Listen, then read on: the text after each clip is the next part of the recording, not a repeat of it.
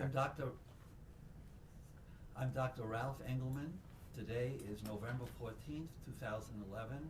I'm conducting an interview with Steve Kroft for the Archive of American Television, and we're conducting the interview in the offices of 60 Minutes in New York City. Steve. I'm going to begin with some background questions. What was your name at birth? Stephen Frederick Kroft. And when were you born? August 22nd, 1945. And where'd you grow up? Kokomo, Indiana, and Chappaqua, New York. Uh-huh. And your parents, what were their names and what did they do? My father was Fred Kroft Jr., who was a lifelong employee of Union Carbide. Started off in the foundry in Kokomo, Indiana, at a Union Carbide facility, and he ended up as a corporate vice president in charge of all their metals operations. Any particular traits that you inherited from your parents that influenced or informed your work? I think so. I was raised in the Midwest, and I think that presents a unique experience. I came from a German-Irish background, and everybody in my family, until my grandfather, had been farmers. They came from Germany. And my father was the first one off the farm, and really was the first one that wasn't born on a farm. And he was a very hard worker. That was that was what you did then. There was a very strong work ethic in the family, and a level of probably a level of perfectionism that is a little bit higher than most families. And I think that's one of the things that made me successful. Yeah. Do you have any siblings? I have a brother and a sister. I have a brother who works for Xerox in Rochester, and a sister who lives on a horse farm in Binghamton. Yeah. What were your interests growing up? I was interested in, until I was about 12 or 13. I was interested in the same things that everybody else was. I played baseball. I started playing golf early because my father was a very good golfer. And those were sort of my two hobbies. When I was about, I guess in the 7th grade, I had a teacher named Mrs. Steckler who was trying to recruit people to be in a speech contest that was started by run every year by the Optimist Association in Kokomo. And she pushed me and a couple of my classmates to get into it. And so I worked with my mother on a speech and memorized the whole thing, and once or twice a week went down there in the evenings and practiced a speech. So I think that was one of the first things that got me interested in the possibility of, interested in public speaking and starting to think about a career, because I did well at it. I won the contest a couple of years in a row. And I was also, by the time I got to be in high school, interested in the debate society. I was on the debating team, high school debating team. And I was in a number of plays in Chappaqua after I moved when I was 16 to New York. So those were sort of the things that occupied me. I've also always been a big sports fan too. So Did you watch much? Did you watch much television growing up? Yes, but only NBC. My father prohibited us from watching Walter Cronkite. Why was that? Too liberal. Uh-huh. Interesting. So we watched NBC, and I learned a lot from some of their great reporters. Certainly David Brinkley and Sander Van Oker, and there were just a whole stable of really good, John Chancellor, a whole stable of really great reporters, Edwin Newman at NBC. So what were you thinking of in terms of career later on? Was journalism something that was in the back of your mind or not yet? Well, it's strange. My mother always said that she thought I had an interest in journalism. When I was about 7 or 8, there was a television series called, I think, Big Town, which was about a big city newspaper editor, and their reporters. So I started with a friend of mine putting out and delivering a little newspaper to people in the neighborhood, and I had to have been less than 10 at the time, and I had a paper route. So I was used to go down to the newspaper on the weekends to pay bills and things like that. So I knew a little bit about newspapers. And I love sports, and I always thought the greatest job would be a sports writer. My father says it doesn't pay any money. Journalism is really a low-paid profession. So I remember in high school, when I started thinking about going to college, the things that I was interested in and I felt I was good at were things that would lead me maybe into broadcasting, maybe into law, maybe into journalism. And I sort of remember looking at all the career counseling, reading the booklets and things like this. What are your strengths? What are the professions you'd be interested in? What's the pay scale? Things like that. I pretty quickly wrote off journalism because it was at the bottom of the pay scale. Mm-hmm. And I concentrated on, I thought advertising might be interesting because I'd worked for newspapers in high school and at my school newspapers. And it was sort of the heyday of Madison Avenue. It was the sort of the Mad Men years. And it was very glamorous, and I'm living in Westchester County at the time, and there were a lot of advertising people. You would see them get off the train, and it seemed like a fascinating profession, particularly Doyle Dane Bernbach, which was one of the really hot agencies at the time and was doing some great ads, the Alka-Seltzer ads, the Volkswagen ads, which are still classic today. And I thought this might be something I wanted to do. So I looked around, and one of the schools that I thought was really interesting was Syracuse, which had one of the few schools of radio and television in the country. They had a strong journalism school and also a good advertising department. So I went there with the idea that I would be interested in writing television commercials. Right. Now, was this before or after you were with the Armed Forces? This is all before. Right. This is all before. And when I was at Syracuse, I think I came across a quote once from Mark Twain that said, "Never let schooling interfere with your education," and I took it perhaps a little too literally. And I did a lot of things at Syracuse and was very active that had nothing to do with the classroom. I worked at the campus radio station. I worked at the campus newspaper. I ran the largest political party on campus. I played on the golf team. So I was pretty busy and pretty active, but I was not a great scholar. But I did learn enough about radio and television to know that I liked it and that I had some talent in it, and it was something that I was going to try and continue to pursue. Right. So then you were drafted into the Army in 1968. How did you end up becoming a reporter for the Armed Forces Network? Well, what happened was that I got out of school in 1968. Well, I got out of school in 1967, and it was a time in which it was almost impossible to find a job because my draft classification was 1A. And the war was not going particularly well. And by January of 1968, it was obvious that I was going to probably get drafted. And it was right after the Tet Offensive, right before Martin Luther King and Robert Kennedy were assassinated. And I was faced with really the choice of, three choices: going in the Army, going to Canada, going to jail, which now I realize was probably more honorable, the most honorable choice if you were opposed to the war. And the route were you opposed to the war? That almost nobody took. I was opposed to me going to war, particularly since things were not going that well. And as there comes a point where I didn't understand the war. It didn't make sense to me. I was sort of a lukewarm supporter early on, thought it was something that we should be doing.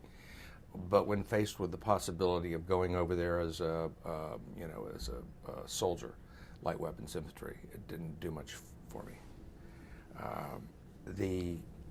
And it was also the bloodiest phase of the war. So I had a choice. And the only way I could avoid it, if I got drafted, I knew that I was going to end up in the infantry because everybody was ending up in the infantry. That's what they needed. And I looked at officers candidate school, and I thought I didn't want to do that, because the only thing worse than having the Viet Cong trying to shoot you would be having to worry about getting shot by your own men, which happened to a lot of second lieutenants in Vietnam. Wasn't something that I wanted to do. So my other alternatives were join the Air Force or the Navy, and that was another 4-year commitment. But I could enlist in the Army and have some control over what I wanted to do. And I chose to go into the Army as an information/broadcast specialist, with the idea that I would end up somewhere working for, maybe the possibility of working for Armed Forces Network. And that's how I ended up sort of in that field.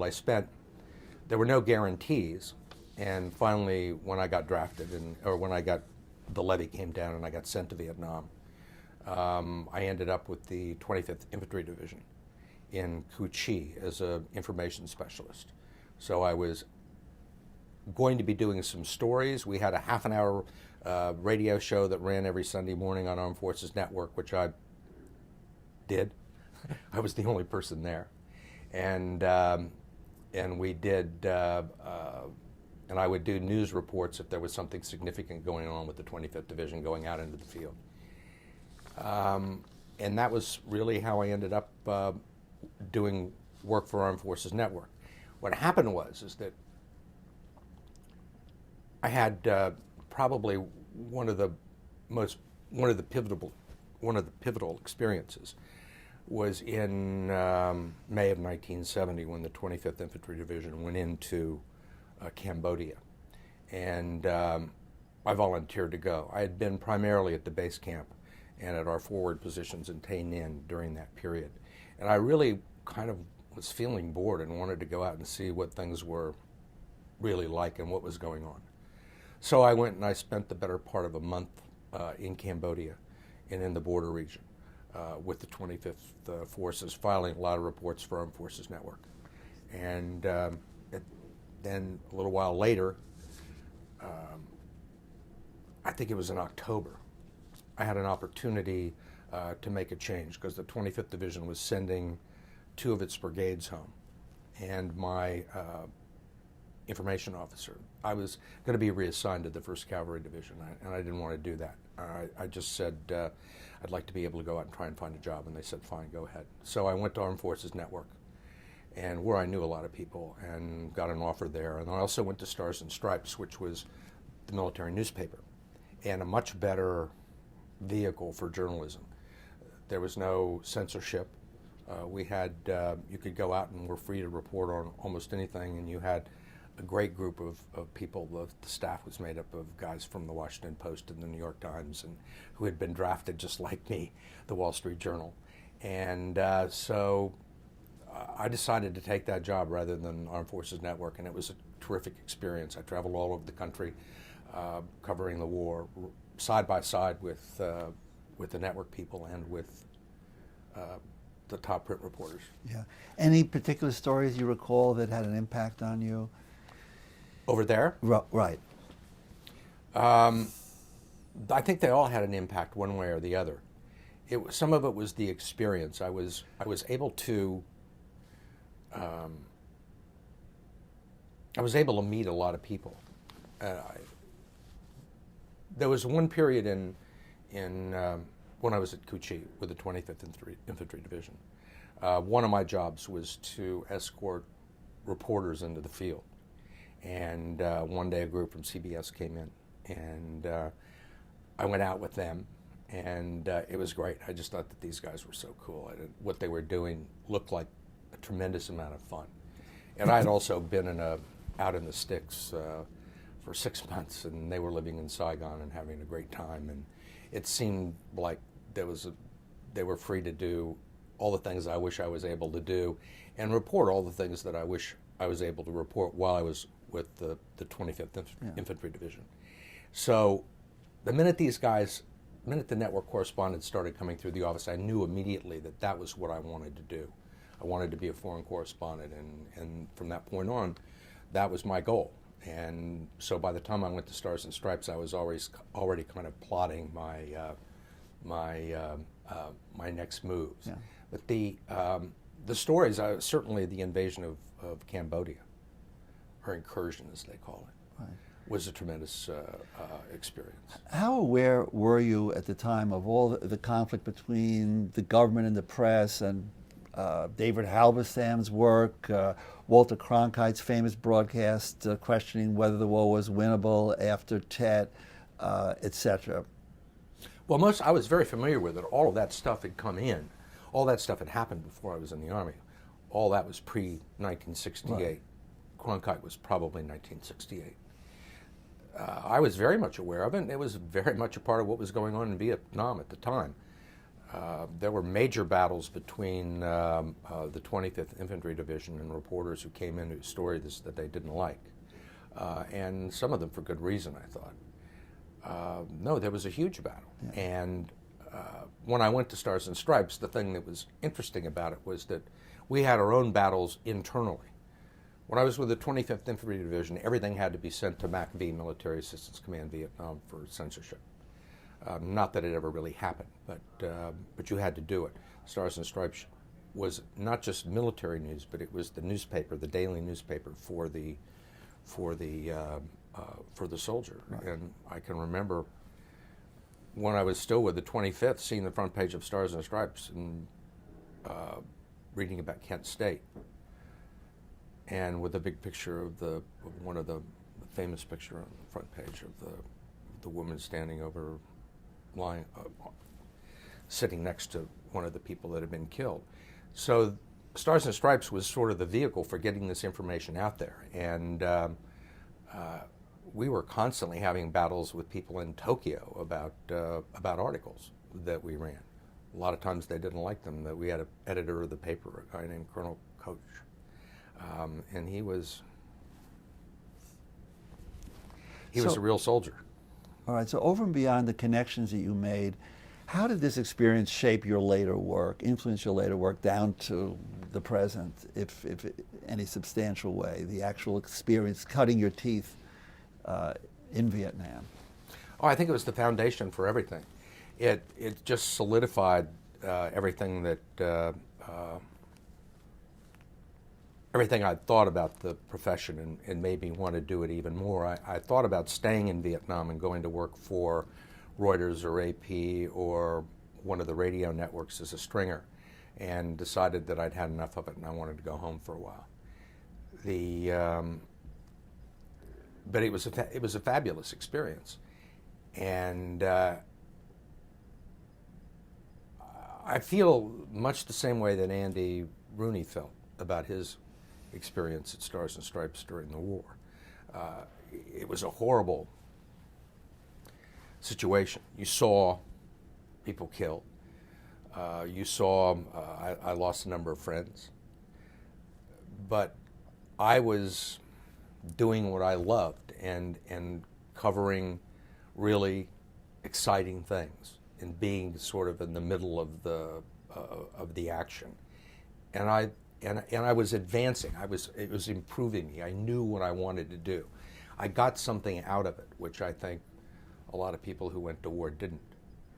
But it formed the foundation for everything that I've learned since. Was built on top of that Vietnam experience. Right. So after Vietnam, you began work in Syracuse. Is that correct? Yes. Can you talk about that a bit? This is a funny story. I came back, and all I wanted to do, I had 6 hours I had to finish to complete my degree. So I went back to Syracuse on the GI Bill, and I got an apartment and was collecting unemployment. I was collecting, I think, $75 a week, I think, which was enough for me to kind of live back then. I had a year of it. And I was in no hurry to kind of go off and find a job. I was looking at grad school opportunities at Northwestern and Missouri and at Columbia. And I thought that would be a good next step for me. I wanted to learn a little bit more formally about journalism. But one of the problems was that I was collecting this unemployment check, and I had to go to the unemployment office every week, and I had to say, have you looked for a job? Have you refused a job? in order to keep your benefits. And I got this offer, an interview with the Syracuse Chamber of Commerce to be their PR person, which was a job I definitely did not want at the time, even though it paid pretty well. Mm-hmm. So I went through the interview process, and I kept getting higher and higher until I got down. It was me and one other guy. And I went in and I told him, I said, look, I got to be honest with you. I just came back from Vietnam. I would really like to, I've got applications in, I've been accepted at Missouri. I would really, I just don't want to do this. This is not what I'm looking to do. And he says, well, you're really lucky because the president of the Chamber of Commerce runs the NBC affiliate here, WSYR, and he's looked at your resume and he said, I want to hire this guy. And so I ended up working for the NBC affiliate in Syracuse. And the man, Curly Vadavine Kerr, had been a war correspondent during World War II, which was great because it was very hard. People didn't want to hire veterans when they came back. They did not want to hire them. And it was very fortunate that I got that first job. That's always the hardest one to get. Right. So I spent 2 years there, 2.5 years there, doing a little bit of everything, radio and television, half-hour newscasts, a little bit of anchoring on the Today Show cut-ins, and covering City Hall and the courthouse, which is where I really first got interested in investigative reporting. Mm-hmm. Broke a number of big stories, got a couple of grand jury investigations started. And but there was a period there, and it was a really interesting time in television. It was the early 70s. It was shortly after the FCC said that the stations had to have a representation of women and blacks. And up until that time, nobody had any. There might have been there was generally a woman in the morning who had sort of a cooking show. And that was it. So during that period, from really 1972 till 1975, it was very hard for a white male to get a job, to move from market to market. So I sat there for a couple of years, for 3 years, and finally I decided I wanted to go to grad school. I had the GI Bill, and I decided to go off to Columbia. And I mention all that because people don't remember how white and male the television business was for a long time, and people were just not taken seriously and dismissed. I think that it was a great move. I think it was one of the greatest things that the government ever did, was to sort of open the doors to minorities and to women. And I told that many times to both Leslie and I've told it directly to them, but I think it created opportunities for some great journalists. And it didn't bother me at all. I sort of knew that it had to be done. I didn't have anything to do. It didn't affect me particularly personally very well, but it was a wonderful thing that happened to the business, and it was a wonderful thing for the country to get given opportunities to some very talented people who have become, some of the best in history. So I went to Columbia. What was your experience there like? Oh, it was a terrific experience. First of all, it was New York City. And again, you were out covering stories for your journalism class with alongside the Daily News reporters and the New York Post reporters. My writing instructor, daily journalism instructor, was Dick Oliver, who was the city editor for the New York Daily News. And you learned a lot of stuff. The big thing was I was exposed to Fred Friendly, who became my first mentor. And Fred was great. He just gave you a tremendous enthusiasm for the business, and he supervised a group of 4 of us. Did a documentary. He supervised it and helped us with the editing and gave us a critique. And that time with Fred was fantastic, and we became good friends. And after that, I used to go and do some of his media law seminars on public television. Right. Yeah. And where'd you go from Columbia? Had you pretty much decided that television was the direction you wanted to go in for sure? And what was your next step? I had pretty much decided television was the way to go, and I was offered a job at WCBS Radio while I was at Columbia, and I nearly took it because I thought it would be a great reporting experience, and I didn't. Instead, I got a job with Post Newsweek station, the Washington Post Corporation, and they wanted me to go to Jacksonville as an investigative reporter. And it was one of the few jobs in the country where the only thing you did was investigative reporting. You were on the air when you had a story. You know, it might be a month, it might be 2 months, it might be a couple of weeks, but you were expected to come out with good stuff, and I did. Right. Local corruption, was that one of the things that you focused Yeah, on? this is a very interesting story, and I have to look at and listen. I have to figure out whether I want this embargoed for another 5 years. But this is Watergate time, and this is 1975. This is just after Watergate, and investigative reporting was very high on the list of the things that the Washington Post wanted to do, and their station in Jacksonville was one of the best in the country. I think they were the highest rated CBS affiliate. They had a 40 share. 40% of the audience watched that station all of the time. Their newscasts were great. They'd always had a huge commitment to news and investigative reporting, and it was a good place to go. And I came down there at an interesting time, because during Watergate, John Mitchell had told Katharine Graham, "You run that story, you're going to get your tit in a ringer." And what happened was that the licenses of the station in Jacksonville and in Miami were challenged. Do you want to? That door's open. Speak. So what happened was that you had a lot of Nixon supporters challenge the licenses of the 2 Florida stations owned by the Washington Post. And these license challenges were going on at the time. Actually, they sort of died down, that they had lost.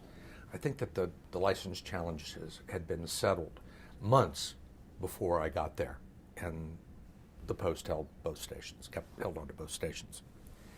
So I got down there knowing a little bit about it, vaguely, and I quickly learned that they had just gone through a license challenge. And I talked to the news director, and he says, "Boy, there's really there's a lot of corruption here, mostly to do with the public authorities. It was a very unusual situation. There was a metropolitan area, and most of the power rested with 3 public authorities: the Electric Authority, the Transportation Authority, the Dane Point Bridge, and the Port Authority. They were run pretty much by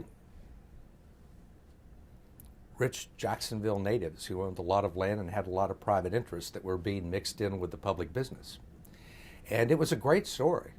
I learned a lot about public authorities, a lot about bonds and things like that, and about personal enrichment, about building roads to places and building bridges that would benefit people who owned land nearby. And I got a couple of grand jury investigations going in, and all these guys that ran the authorities would say, "Oh, you're that hired gun that's been brought in by New York," and I didn't know what they were talking about. So at the end of 2 years, I had left after getting the mayor indicted, and grand jury investigations going on all the authorities. And as I kept going on and on and on, I kept thinking, these are the very same people that challenged the license. Right. Now, and I had been turned loose by the Washington Post with a little bit of direction to hand out a little payback. Interesting. Now, was it by virtue of those stories that you came to the attention of CBS and went to CBS in 1980? I did some stories for the CBS Evening News on things that happened in Jacksonville. If something big happened in Jacksonville, I would do them. But I went to Miami, which was an ABC affiliate. It was also owned by the Washington Post, but it was an ABC affiliate. And I was in Miami for almost 3 years, and that was a great experience. I mean, that was just such a fantastic news town, and it produced, I'd say, a dozen network correspondents around the time that I was there. It was just a great news town. There was so much going on. I mean, political corruption, cocaine, drugs, marijuana, smuggling, money laundering, you name it, it was going on there. Right. And it was really during that period that I came to the attention of CBS. Although I'd had contacts with CBS through Don Brown and Zeke Siegel, who was the Atlanta bureau chief. Don Brown was one of these people that's helped the careers of 50 network correspondents, and he was saying nice things to New York about me, and then finally he asked me to send a tape. I'd had an offer from NBC to be in the Miami bureau, which didn't work out. They ended up filling it with somebody else. And I'd had an offer from ABC, and that also did not work out, primarily because of pressure put on the station to ABC not to take me. And they had been rating the station for talent, and they said, let Kroft be. And then CBS came along, and I took the job. Right. And what was that first job at CBS? Oh, it was as a reporter in New York. They gave me the choice of being either a producer or a reporter, and I said I want to be I want to be on the air, and but the job of being a reporter in New York was much different than being a correspondent somewhere else. I was the low man on the totem pole in a bureau that must have had 9 reporters and correspondents. And I spent a lot of time on stakeouts, just going out and going down to some hospital waiting for the Shah of Iran to, leave, or hanging outside the Dakota after John Lennon got shot and killed in freezing rain for 2 days when the cops tried to move you off the street. Those kinds of things. I did pieces, mostly for the weekend news. Joan Richmond who was one of the few women executive producers in television, was the executive producer of the weekend news, and she took a liking to me, and I did a story for her every week, sometimes 2, one Saturday, one Sunday, and after a while, people started to notice and started doing pieces for the evening news. Did you cover the invasion of Grenada as part of your? I was in Miami. Oh, that was before CBS? No, that was after. I was in New York for a year, and then they moved me to Dallas to be the correspondent in Dallas and cover the Southwest. And I covered, grain elevator explosions and tornadoes and things like that, and also the oil industry. Those were my primary beats, and whatever crazy Texas feature stories I could do. There were always a lot of those. And I did that for 2 years, then I went back to Miami and covered Central America.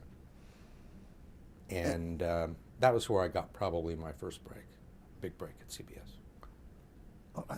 Big break because of what? The importance of the stories you were covering? Yeah, it was. I spent a lot of time in El Salvador and Nicaragua and Honduras at a time when Central America was a big story, particularly El Salvador. Yeah. And I was doing, during the elections there in 1982, they sent me to this place called Usulatan, which was the one place that they knew was probably going to get attacked during the elections, and it did. It was sort of a 2-day running gun battle with, we were in this little hotel, and there were guerrillas behind us and the army in the front, and bullets flying around the hotel, inside the hotel for 2 days. And during one of the lulls in the fighting, I went out to interview this National Guardsman who had been sort of being chased around town by a sniper all day. And while we were interviewing him, right outside, this bullet came right in over my shoulder and exploded about an inch from the National Guardsman's ear. and the cameras were rolling and ran on CBS News for a week. Yeah. It was a pretty graphic piece of video. Two related questions. I mean, how frightening was it, first of all? And second, again, I can't help wondering whether your experience in Vietnam prepared you in some ways for this kind of coverage. Oh, yeah. That was probably, I think I had probably worse than anything I'd been in Vietnam in terms of just hand-to-hand fighting, or not hand-to-hand, but just street-to-street fighting. And being in the hotel where all these bullets were flying around. Our sound man quit, refused to go out. So for a while I went out and carried the tape recorder, the sound recorder. Yeah. Stepping back a little bit, in general, what did it mean for you to be at CBS, and what was the status of CBS News in this period? The status of CBS News at the period, I think it was at the... Compared to other networks and in terms of its everything CBS's is always history. cyclical with the networks. I came to CBS when Cronkite was in his final year. Dan Rather had sort of a somewhat rocky first year. Then Howard Stringer was brought in Dan brought Howard Stringer in to run the CBS Evening News. And during that period, you had some great producers, Lane Bernardos, Tom Battag, Mark Harrington. All these famous names at CBS were in the fishbowl, running the evening news. And it was by far the best broadcast at that time, and remained the best broadcast until after I left and went to West 57th. And in general, what do you want to say, what can you say about what the transition was like from local reporter to the kind of the network stories that you were doing? Was that a difficult transition, a seamless transition? How is it different? I think it was a difficult transition for a number of reasons. One, I had been doing a story every day. I came to the network and I was doing, a couple of stories a week, which I found good because it gave you more time to get ready and prepare, and more time to write scripts, and I like that. But the first year it was hard getting on the air. There was a whole bureaucracy, and a huge bureaucracy. CBS News at the time was a major news organization. It had bureaus all over the world. It covered the news just like the Associated Press or the Washington Post or the LA Times. It was breaking news all the time, and that was where the emphasis was. And until the economic conditions changed that. So that was an adjustment, and there was a tremendous amount of politics, which always sort of exists. But do you want me to tell you my story about the first day at CBS? Yeah, sure, absolutely. Okay. I came in, I was very excited about coming here, and I was going to I reported to the Northeast Bureau, and Larry Doyle was my boss, sort of a legendary CBS person. He was the guy, he was my first boss and had a role in my hiring. And Doyle told Richard Wagner, another longtime CBS correspondent, take Kroft up to the 7th floor and get him an office. So I go upstairs to the 7th floor, and Richard Wagner walks down the hallway. He sees this nice office. He sees this office down at the end. None of them were not nice. I mean, they were like, cubby holes? Yeah, a little bit bigger than cubby holes. And this one had a window up on the top that was covered with chicken wire that looked out on a steam vent. And Wagner says, take this one. So we're leaving, and one of the secretaries says, I don't think you should take that. So I don't think you can give him that office. As Doyle said, give him a good office, so, put your stuff in there. So I came downstairs, I went across the street to May Wong, who was the personnel person, and filled out some forms, and I came back across the street, and there was a call from, I'm supposed to call Don Richardson, who is a vice president of CBS News, and I thought, this is nice, he's welcoming me to CBS. And I called him back, and he said, look, don't get too comfortable in that office. Somebody has seniority over you, so You're going to have to find yourself someplace else. And I hung up the phone, and I thought, I've been here less than an hour, and already I've gotten a call from a vice president because I'm occupying somebody else's space. And that was sort of my introduction to corporate politics and CBS politics and network politics. And it was, it stayed like that for a while, you know. And in navigating that system, were there any particular mentors or people you had who supported you and showed you the way? Well, as I said, Larry Doyle, Peter Sturtevant, Mark Harrington, the late Mark Harrington, pretty much all the bosses that I had. I got along well with all of the network executive producers and the shows. They were anxious to have me do pieces for the show. And what I found was that, and also John Lane, who was the executive, who was the vice president for Hard News, was a big supporter of mine. And Howard Stringer. Howard was great, and Tom Batag and Andrew Hayward were all big supporters of mine. So I found that the only thing you could do was just keep doing good work. And if you did the good work, and you did good work, and reliably good work, and things that people noticed and said, look, this is bad, this was good, this is the best thing on the broadcast, that people would support you and help you and give you what you needed. In doing that work, to what extent were you able to pitch stories? To what extent was it that you were responding to assignments? It varied. In London, I'd say in Miami and London, we definitely had to come up with our own stories, and Dallas to a certain extent. But definitely, you would get suggestions from New York, you would get suggestions from your bureau chief, but I was constantly looking for ways to do things and offering up stories. And I think that was one of the things, again, I think that's something that's important if you're going to be a reporter, to be able to do it. You mentioned Dallas. How did you come to be transferred to CBS's Southwest Bureau in Dallas in '81? I think that they wanted me to go someplace else. I had been given an opportunity. They sent me to Washington for 2 weeks to do stories. That was another people. It was a lot of people in the Washington Bureau didn't get on the air that often, and I got on the evening news 3 or 4 times when I was down there, and it was sort of like an audition.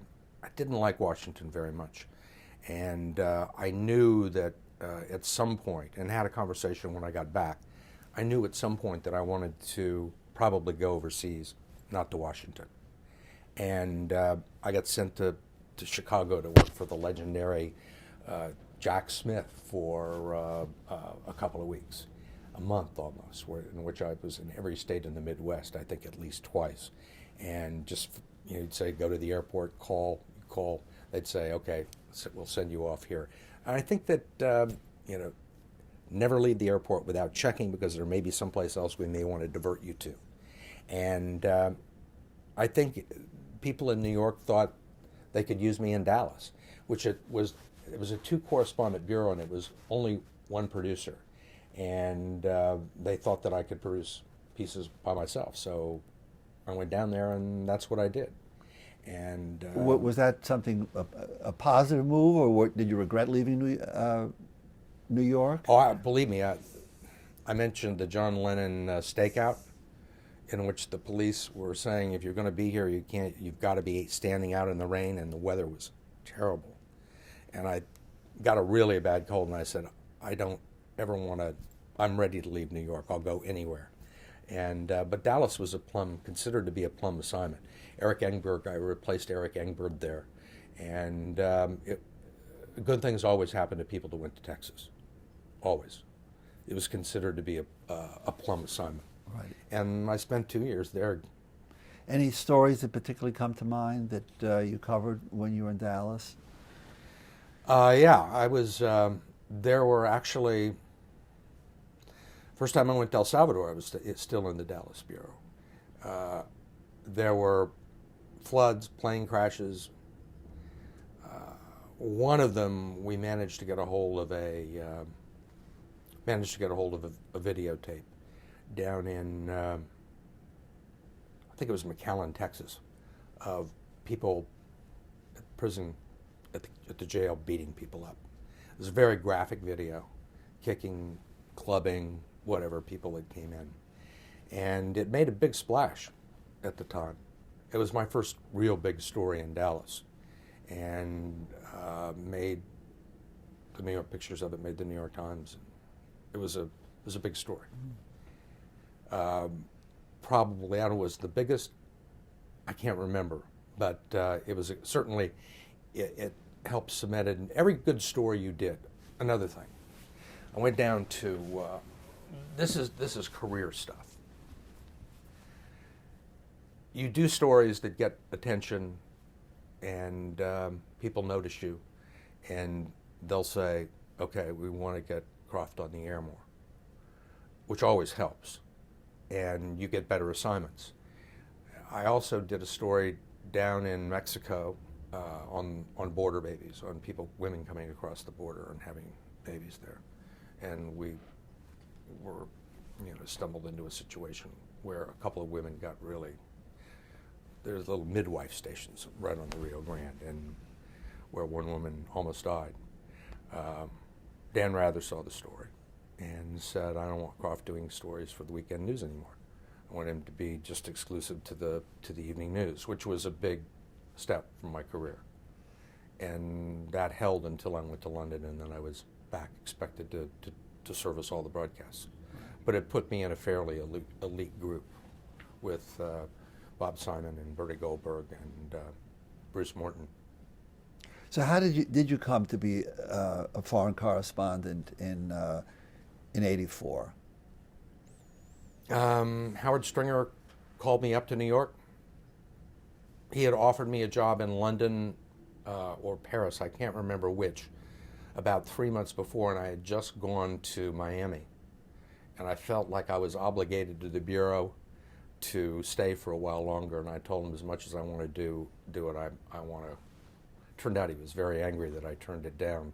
So about 3 months later, he called me up to New York, and I went in and he said, "Look, I'm sending you to. You got a choice between London and Paris, but I'm sending you to Europe. I want you over there. We need some. We're trying to beef up Europe," and so I went, and I picked London, and it was the greatest experience of my life, even including 60 Minutes. I just had such a great time over there. It was really terrific. Can you elaborate a little bit? What was so exciting about being there? Was it the stories? Was it London? And was this something that you really, being a foreign correspondent, was that something in the back of your mind all the time? Oh, yeah. So it started in Vietnam. That was the job I always wanted. I wanted to be a foreign correspondent. And the idea of living in exotic places was very high on my list. And by this time I'd been to Rio and Sao Paulo and Buenos Aires, and been to some of the big places in South America, and had been to London only once before. And I really wanted to do it. It was a great opportunity. It was everything that I wanted to do. It was a goal I set for myself from the very beginning, and it was a goal I felt like once I've done this, I can do anything I want. I can retire and become a college professor. I will have done what I wanted to do. And it was a little bit of everything. It was the fact of living in Europe and seeing the different cultures and learning history that you didn't learn in the United States.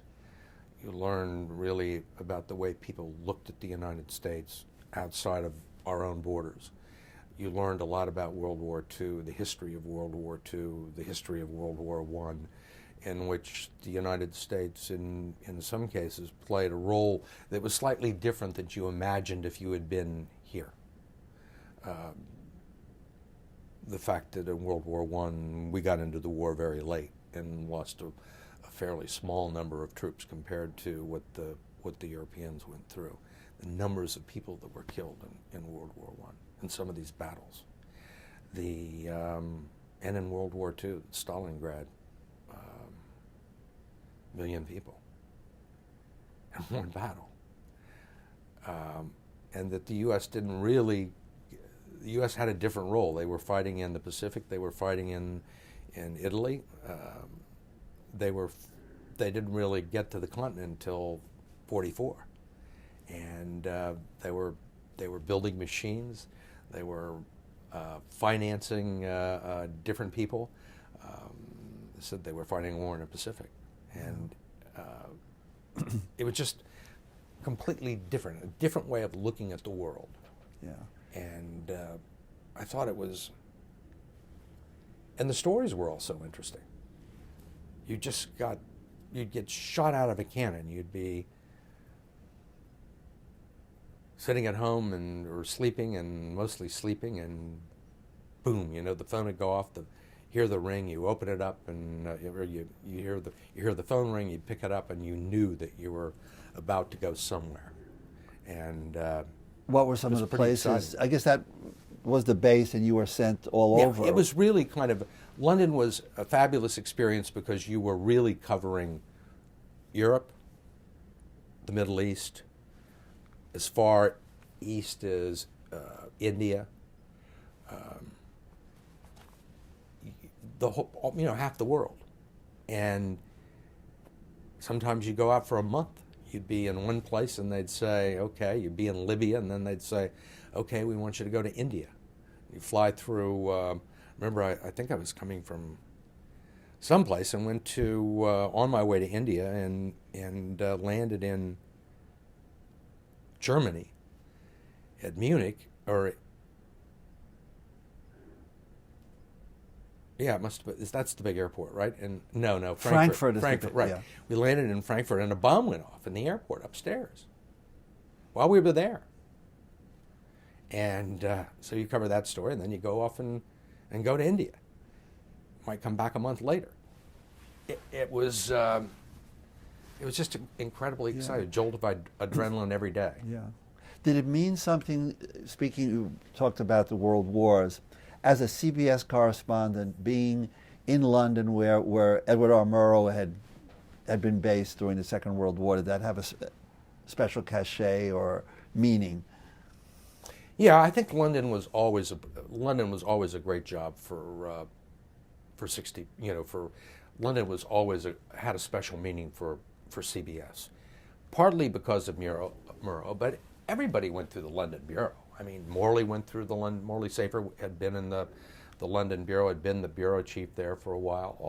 All the important correspondents, most of them had done some time in London, and it was where you learned manners and were exposed to British culture, and you learned how to dress and things like that. Yeah, it was like a finishing school. What about a word about the technology of the period, given how things have changed so much in terms of getting footage to New York? How can you describe how that all worked? Well, if you were filing a story out of London, we had a wasn't a satellite line. You fed things down the phone lines. AT&T. I can remember walking into CBS the first time I was in there, and somebody gave me a tour of the building, and there was this big room with all of these phone trunk lines. And he says, "This is CBS. It's really AT&T, but this is CBS. This is how it all happened." So you'd have to go someplace where you had access to one of those lines.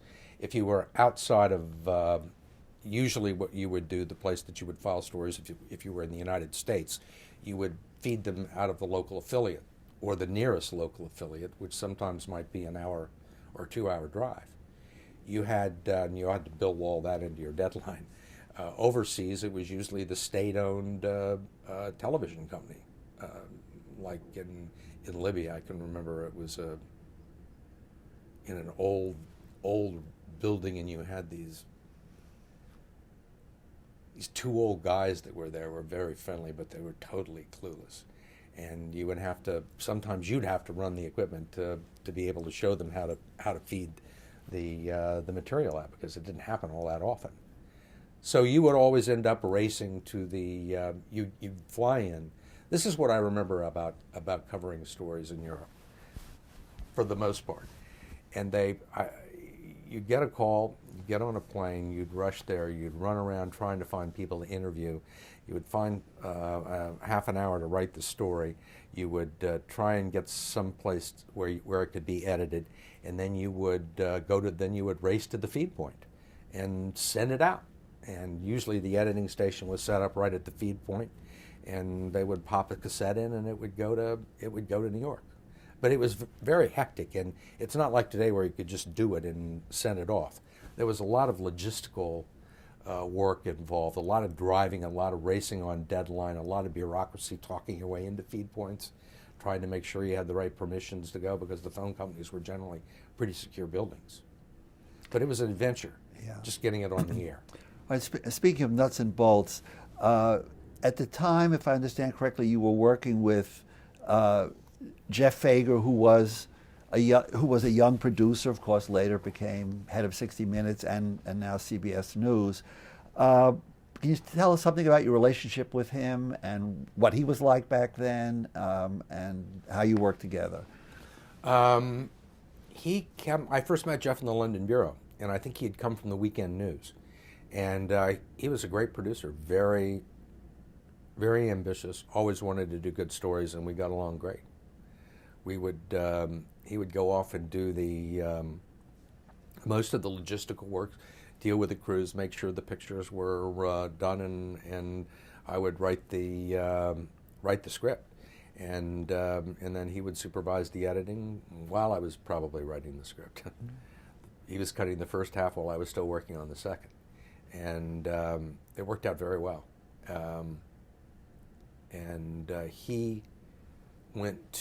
He came back, I can't remember where he went when he came back to the States. But Jeff was there a little bit longer than I was. I also worked with Harry Radliff and Peter Bluff, two other great producers in the London Bureau, all of whom eventually came to 60 Minutes. All right. Why did you return to the United States in 1986? I